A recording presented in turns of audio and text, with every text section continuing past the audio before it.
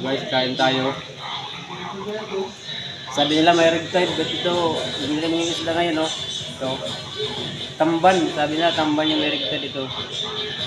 Isda. Yung ulam namin ngayon. Huwag tayo matakot ng red tide. Takot tayo sa gutom. Sap lang yan sa pusa. Yan. Pusat lang yan, ayaw kasama ko.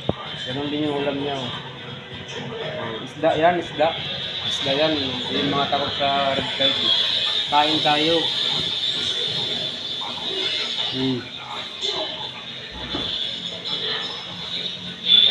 Good.